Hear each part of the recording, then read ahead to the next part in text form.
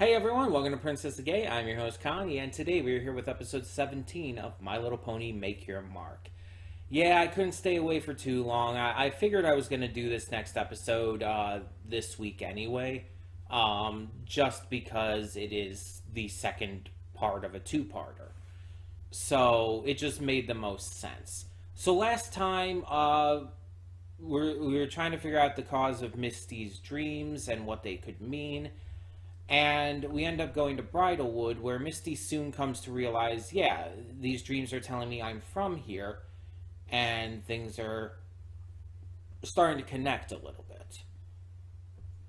But we also see that the tree is home to the Breezies. The Breezies are back from G4 and previous generations even before that, and they're mostly the same as they are in G4. The only difference that I really see is that they don't have the accents that they had in G4, but they seem to be mostly the same.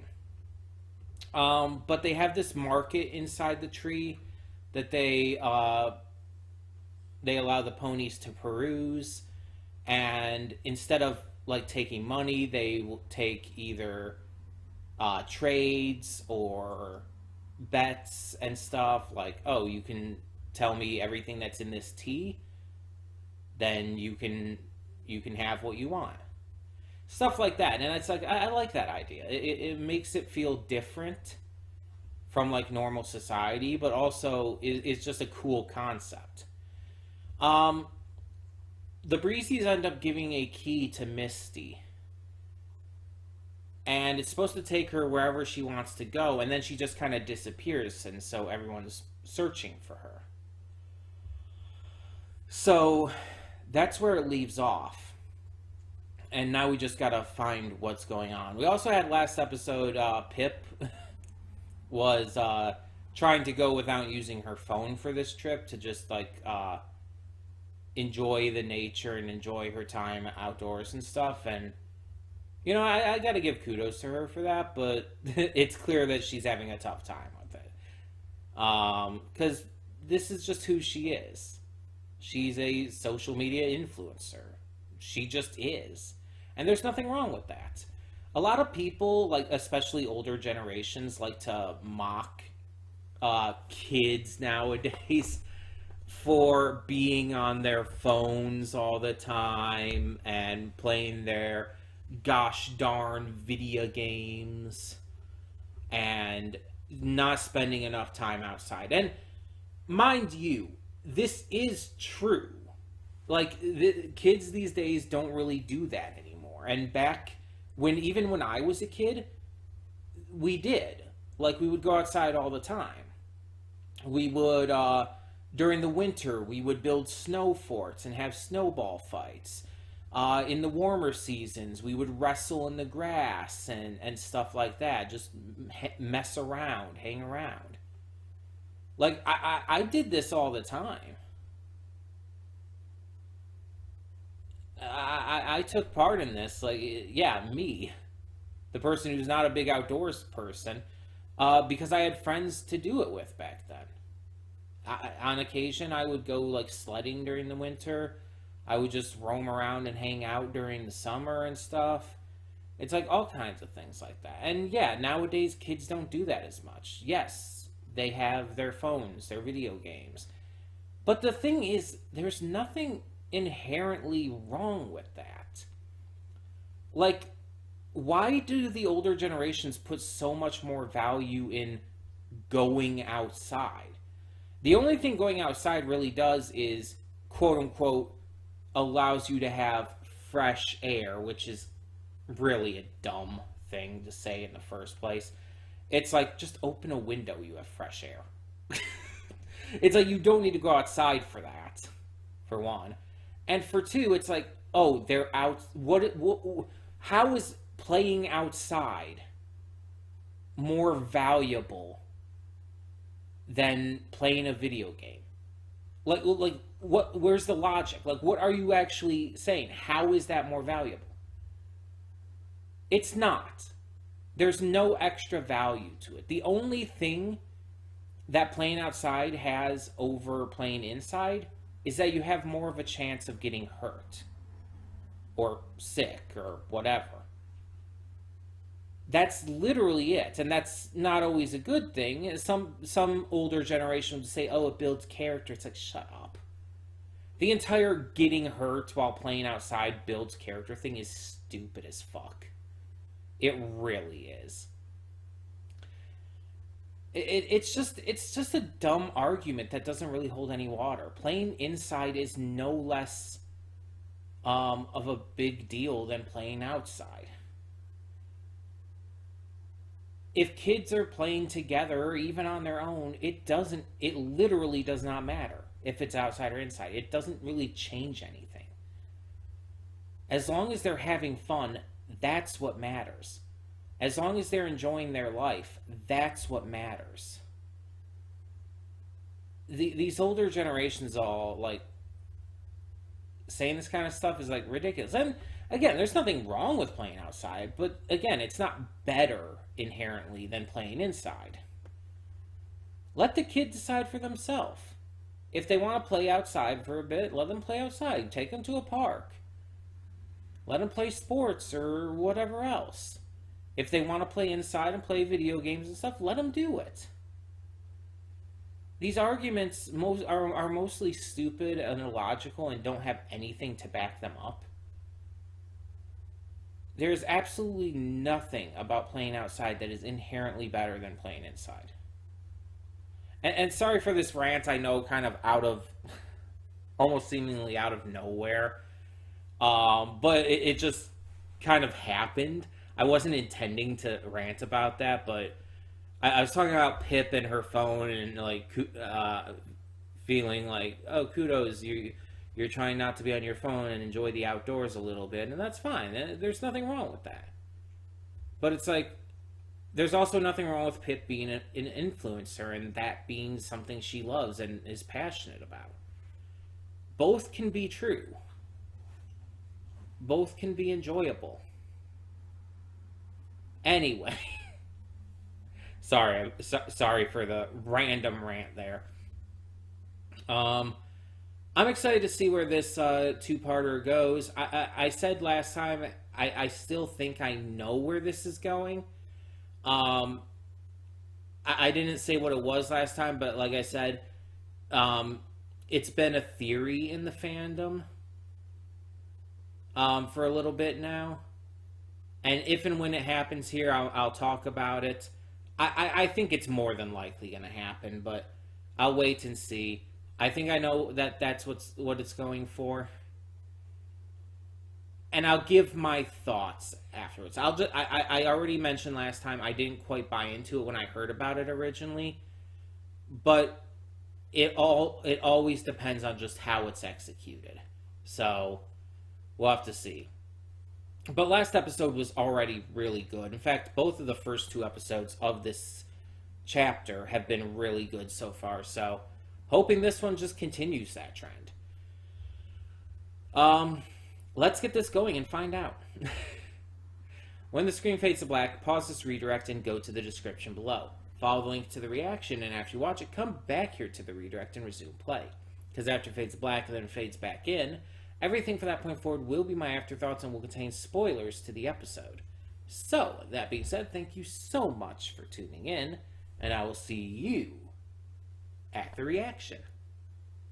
And we are back, and we'll begin with spoilers in 3, 2, 1, now.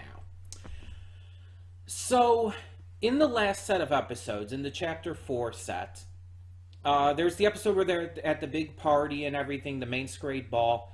And there's a scene where they're like they did the dance and song thing, and you see Alphabeetle briefly look over to them with this like kind of questioning look. And it's not gone into anymore, but ever since that, the fans had been theorizing that Misty could end up being his daughter, like a long lost daughter thing. There was absolutely no real evidence to this, and I never bought into the idea. I thought it sounded like just an absolute leap of logic that had nothing substantial to back it up. And So I just never really bought into it. I never really believed it. Um, and as I was saying, my thought on this kind of thing is like, as if it's handled well, if like reveal and everything is handled well, then okay. And I think it was here. And I think that's because of the build up and having this be a two-parter allowed it to feel a little more natural to just kind of be brought up out of nowhere. The idea that Alpha Biddle was also hiding this um, feels a little weird. Like I don't feel like he would have a necessarily have a need to hide this. But at the same time, it's like based on like his personality and based on like how he put it in this and everything, it's clear it's something he doesn't like to bring up a lot because it brings down his mood and makes him upset and all. The revelation is handled well because he makes it clear when he reveals to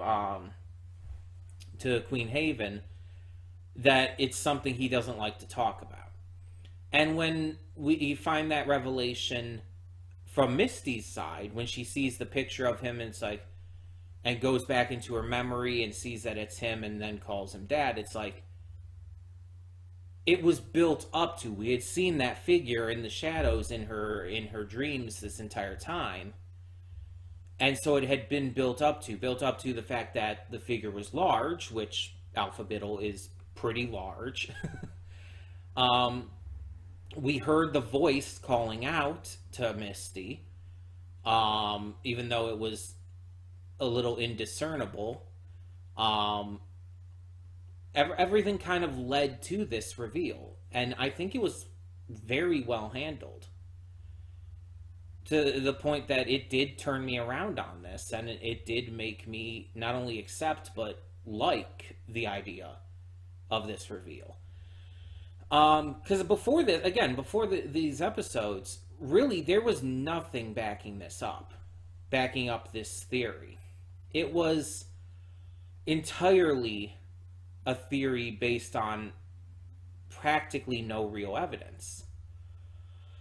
And it just ended up being correct because of more happenstance than anything. Like, I mean, if you were one of those people who had guessed on this and were right and everything, celebrate all you will. No problem with that. But let's just be a little honest here. It's like, and I'm not trying to be mean or anything, but the theory was based on almost nothing. Let's be completely honest here. It's not like you saw a bunch of clues and put two and two together. No, the theory was based on practically nothing. There was no other build-up prior to these episodes. There was literally one shot of Alpha Biddle, like giving a glance over at the entire group of them. You couldn't even tell he was necessarily looking at Misty. It's almost nothing to go by. You just happen to be right. Let's be honest here. And again, I'm not trying to be mean. If I come across that way, I do apologize. I'm not trying to be mean.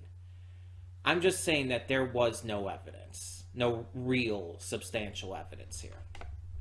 But like I said, the way it was actually handled, the way it was actually executed was very, very good. But this episode didn't only go into that, which, again, continuation off the last. We also continued off of Sparky's less than stellar state. Misty chooses to forgo finding out more about her family with the key and instead uses it in order to help bring Sparky to the Dragonlands to try and help him. And this did it for me, by the way. Like, I kind of figured it was going to happen at some point. I did not figure it was going to happen this soon. I think I talked about it last episode. I talked about how Pip is my favorite and that Misty's getting close to overtaking that, and probably will. I just didn't think it was going to happen in the very next episode. Yeah, Misty is best pony now. The act of complete self-sacrifice for the sake of those that mean so much to her, that's what did it for me. I've talked about the act of self-sacrifice in media before, in different things I've reacted to, and how much I value that trope, how much that trope matters to me.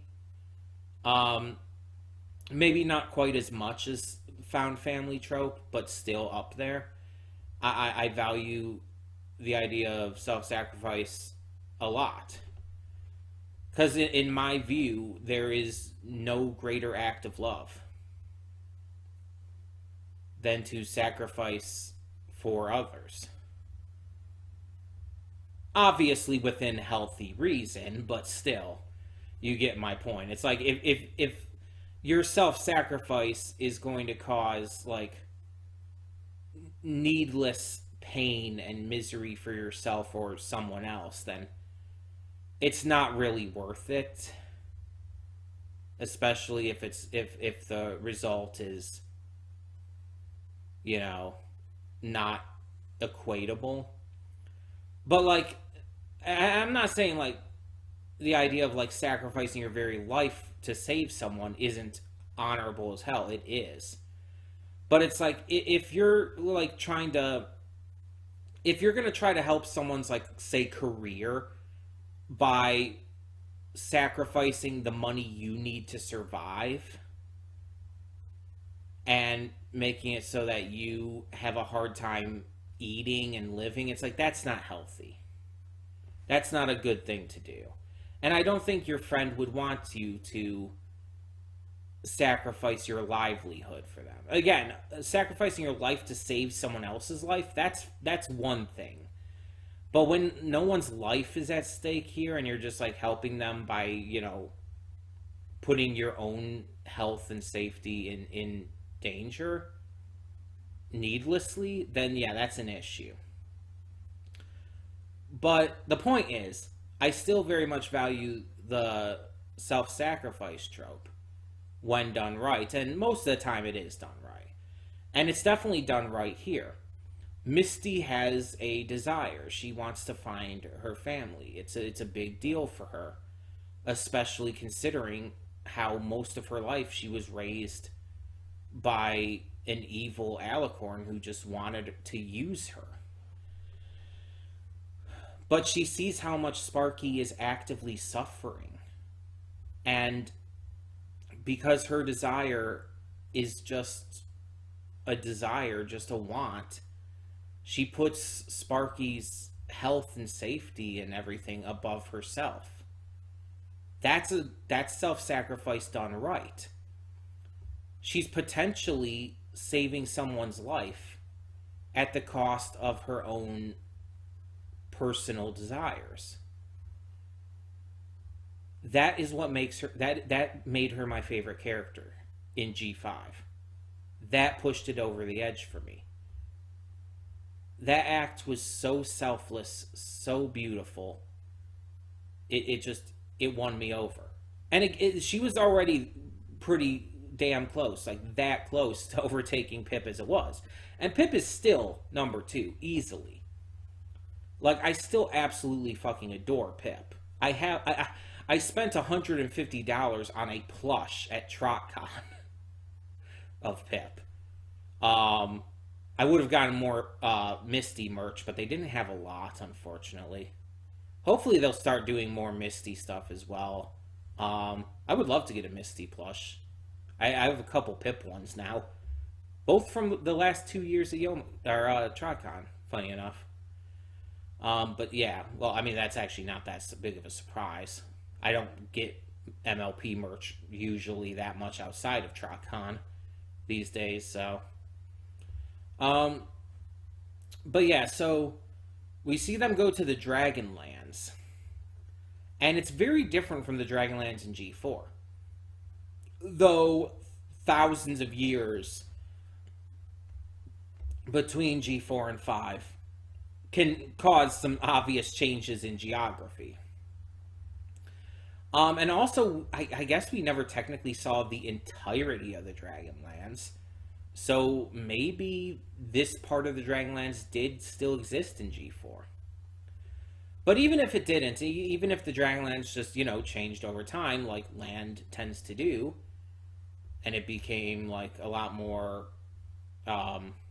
green and less volcano-y, then cool. Or maybe it's even a different Dragonlands. Maybe they moved. Maybe, like, they changed their home.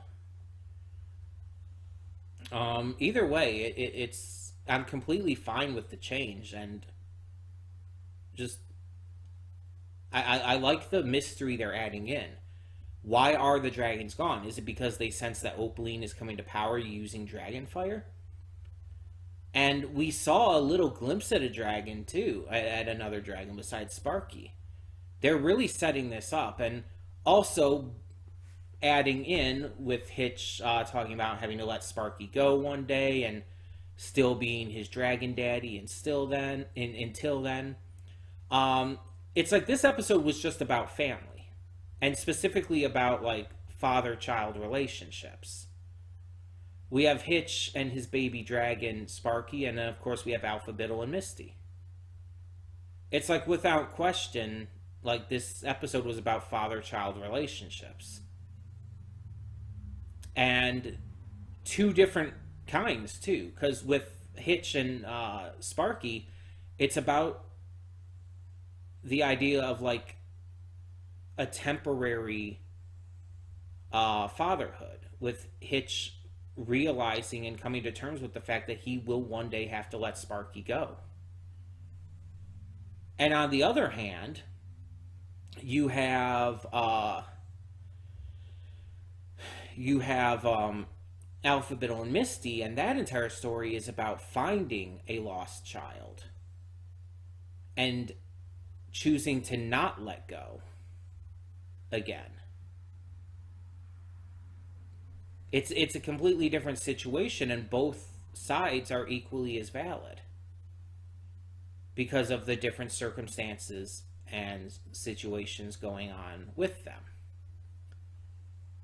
And both sides are shown with importance. Neither side, obviously, the Misty and Alpha Biddle stuff is a little more built up to with the last episode, the first part of this two-parter, but it by no means downplays the Hitch and Sparky stuff, which was also still set up in last episode.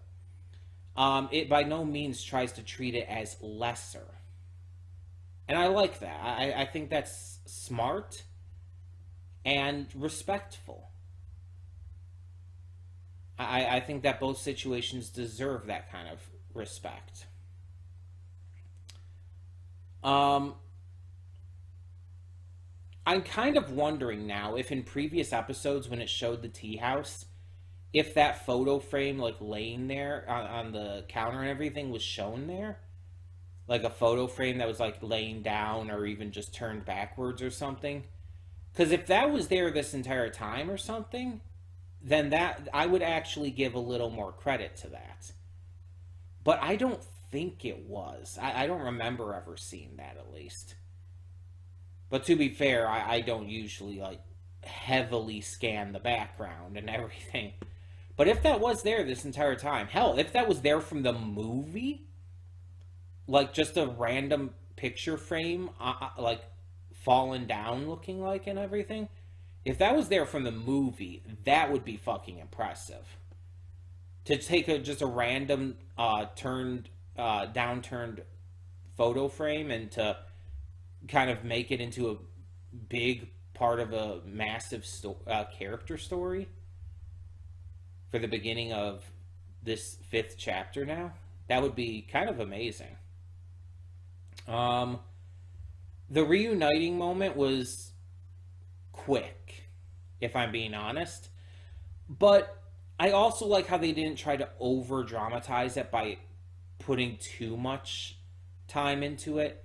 Because so many shows and movies do that. Oh, have this big reuniting moment between characters, and they just hold on it for a little too long to the point where it's like, okay, we get it.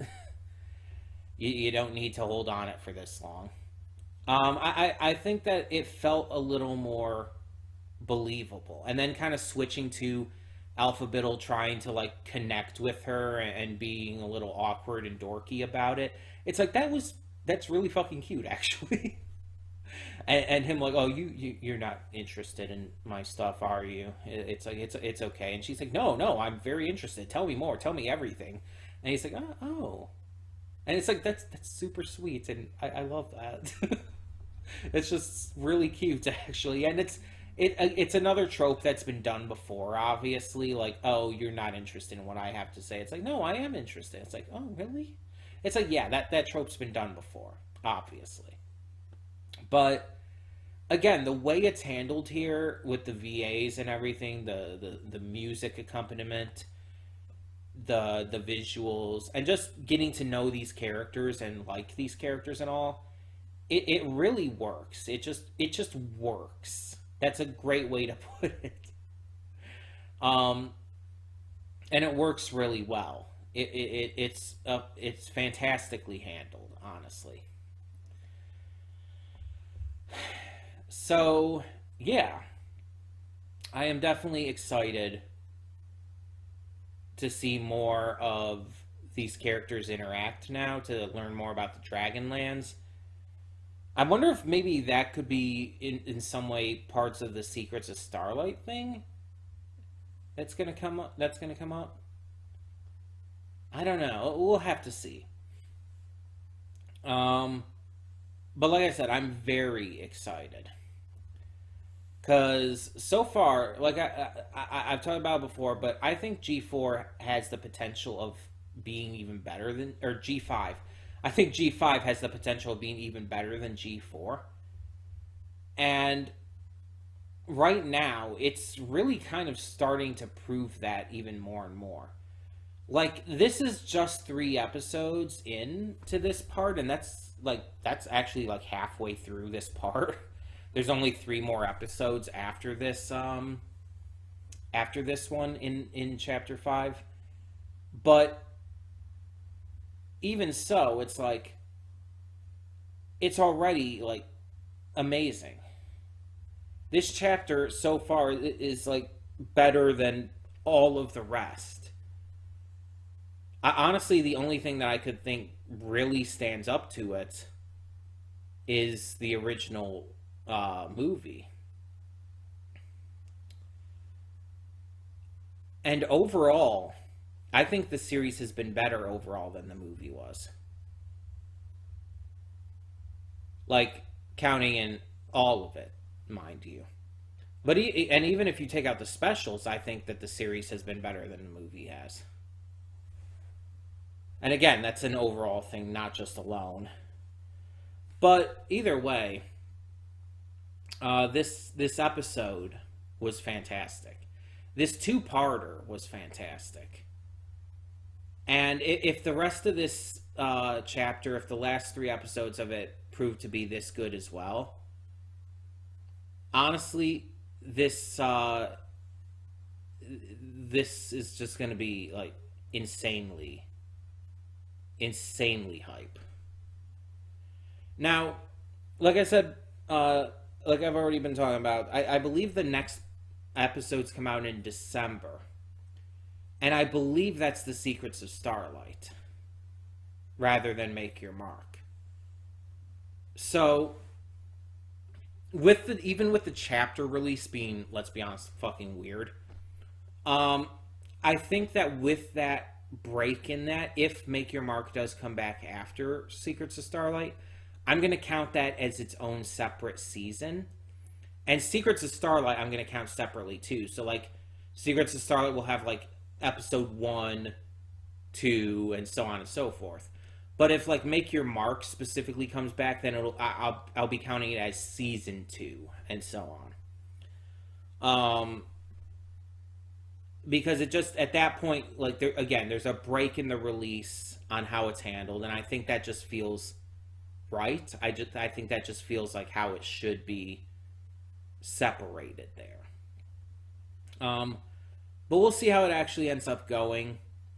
In the meantime, tell me in the comments below, what did you think of this episode of My Little Pony Make Your Mark? For now, I'm Connie and I'm signing off. See y'all next time.